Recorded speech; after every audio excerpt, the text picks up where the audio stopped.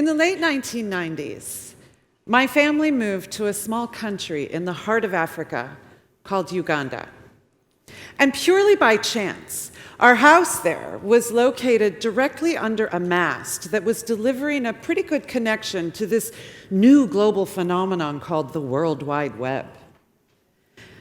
Now, I became fascinated and excited to think about what you might do with it in a place like Uganda.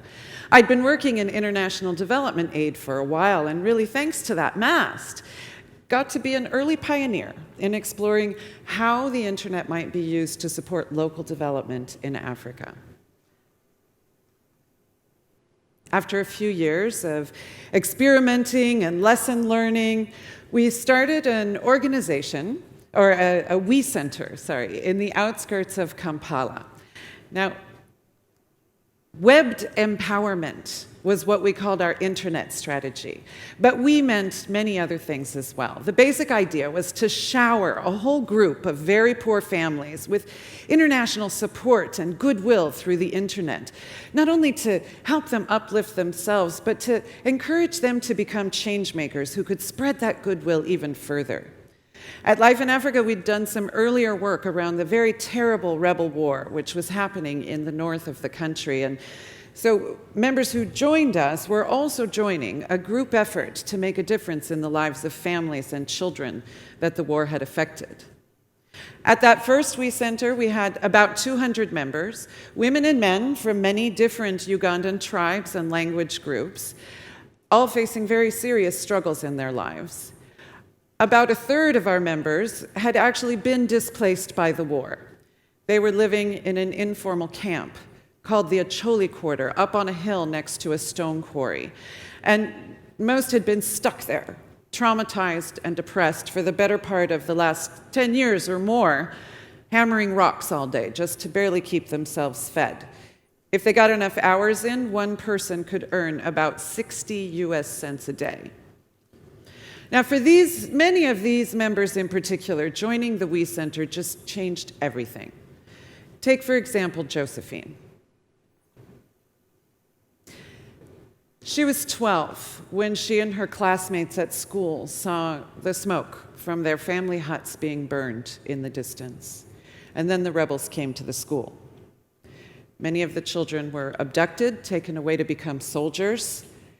The others would be set free, but first the rebels needed an oath of loyalty. So they made a soup from body parts of the children's families that they brought with them from the burnt village and forced Josephine and her friends to eat it at gunpoint. Newly orphaned, vulnerable and alone for several months after that, she finally somehow made it all the way to Kampala, 400 kilometers away, to her last relatives she knew were still alive. But when she got there, they rejected her. Because of what she'd been forced to do at the school that day, they feared that she now had evil inside, and so she would have to make it on her own. When Josephine joined Life in Africa, she was 20 years old, hammering rocks, and the single mother of a 6-year-old. Now, coming to work together to earn income was a really important opportunity for Josephine and others, which brought the community physically together at the WE Center. They taught each other to make beautiful things like these beads made from recycled paper. Sometimes they had contracts to make other kinds of crafts, and Josephine discovered she had talent. As she quickly learned to master every craft the community knew how to make, she even became someone that others admired. Through another kind of online partnership, we were selling the crafts online. Through another kind of partnership, our members could get loans. And Josephine borrowed to first put plaster on the walls of her little mud house so her son's health might improve. And then later she borrowed again to build on an extra room to let out so that she'd have a small source of income that was stable in case she herself ever got sick. And our members who could read and write English were learning to use the internet to manage the sales and the loans process. And they were also building human relationships online. We participated as a group in one website that had a wonderful online community of people who wanted to use the internet to make good stuff happen in the world. They got excited about what was happening at the WE Center and found ways to become a part of the story from their screens all over the planet. One of our most active supporters actually lived right here in Thailand. Sometimes they raised funds, but our global supporters just gave so much more than money. They engaged our members in dialogue around their thinking and planning and made them feel listened to and encouraged. They pitched in to help out with editing English or accounting and budgets. They really shared so many amazing ideas and so much knowledge. Some came to visit, others stayed to help for a while, and soon even Josephine, who never learned the internet, was making new friends from around the world, which, let's face it, was a whole lot more fun than hammering rocks all day. Now, one of my main roles at the WE Center was helping our Ugandan members to imagine that they, too, could make a difference in the lives of others. And I have to tell you, at the beginning, many thought I was a very crazy white lady for even suggesting it. Our members were so needy themselves. How could they be expected to give to others in a meaningful way?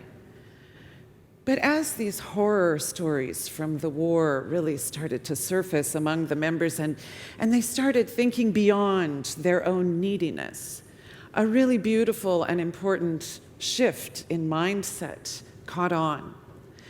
They started traveling to the north together in teams to lead art therapy activities with different groups of children there. They collected clothes and sports equipment, and with amazing support from their online community, they even started a second WE Center in a town called Gulu, in the war zone itself. This was a time when the rebels were still an active threat, keeping most international aid agencies away, but our unique structure of ordinary Ugandans, supported by caring individuals from around the world, were able to make that amazing thing happen without any traditional development aid. Years later, Josephine would share with me that the proudest moment in her life was when she was not only able to send her own child to school, but to take on paying the school fees of the oldest boy in the family that had rejected her. It was finding a meaningful way to give back, even to those who had hurt her, which finally healed her heart. Now, at the height of the two centers' activities, we had over 400 members, and about 40 of those were in regular communication between Kampala and Gulu and with their online supporters, but we were no longer next to an internet mast. The connection was terrible. It was slow and expensive, and in spite of generators and solar panels, electricity was a constant frustration. So it wasn't the tools, it wasn't the computers that actually held the magic that we were witnessing. But what was amazing to see was how interaction between the members offline really started to reflect behaviors that they were experiencing online. They learned to organize focused dialogue at the centers where everybody had a voice, and they began encouraging and listening to each other. The idea of knowledge sharing really took root. They realized that even offline, boy, they could learn a lot if they would share what they knew with each other. And they developed what I would call a very co-creative approach to planning their activities together and envisioning contributions that they could make to a better Uganda. In 2007, I announced I'd be leaving Uganda the following year. And as we were planning together for that transition, a whole bunch of unexpected changes started happening. Things that had terrible consequences in some instance that meant some of our systems we'd been building over the last couple of years were starting to feel strained. And then the online community that we'd called our home on the internet closed. Life in Africa's global friends scattered across new platforms like Facebook and Twitter, which just didn't offer the same level of community connection. They would have to start almost everything over again. the communities did try. And it was devastating to all of us when We Center Gulu closed its doors in 2009. Kampala held together a little longer, but had also decided to close when then something lovely happened. This happy mama is Esther. Now, when she'd first joined us, she had all these high school-aged children who were sitting at home unable to go to school because she herself had been ill for a while and had all the family's money had to go for her medical bills. But she used every opportunity at the We Center very wisely, and I'm happy to tell you she now has 2 university graduates, and her youngest here in the photo just entered university last year. Now, more than what she was able to do for her family, Esther's natural ability to inspire others just really flourished at the We Center. She became an outspoken champion of the importance of developing long-term future plans. And for her and many others, that meant imagining the day they would someday leave the Acholi Quarter and resettle their families back home in the north. So Esther, the war was now over. Esther convinced 5 of her closest friends that even if the larger We Center Kampala was closing, they had to continue working together. Those 5 convinced some other women, and together, 40 of them started their own community-based organization. They called it New Life in Africa. I went back to visit them in 2012 and was just delighted to see how they'd evolved. The internet, still useful sometimes, but it no longer defines them at all. They still make crafts instead of loans. They now save together. And more than anything, what they've been doing together is learning new skills that can be useful back home in the countryside, like making soap and making clothes and growing mushrooms. And they've added a beautiful secret ingredient to their co-creative culture, which draws from their old Acholi tribal wisdom. Helen here is the oldest grandmother in the group, and it's her special job to remind the younger women that showing love to each other is the most powerful tool they have against any difficulty they face as individuals or a group. After hearing all of this, I had to ask them what they really thought it was, of all the many things we did together during the We Center years that really made the most impact on their lives. I thought it might have been the loans or the steady income, but they all shook their head no. It wasn't the money. It was, after chatting for a few minutes, Esther piped up to say that it was that they'd learned to believe in themselves and each other. During that same visit, they told me about a dream they had of starting a family transition center in the north, a place where they could all first move together and then help each other rebuild and replant their individual homesteads. And some without their own land, like Josephine, would stay there together permanently and build it into a place where others could come to work together, learn new skills together, and have meaningful conversations about rebuilding Acholi society.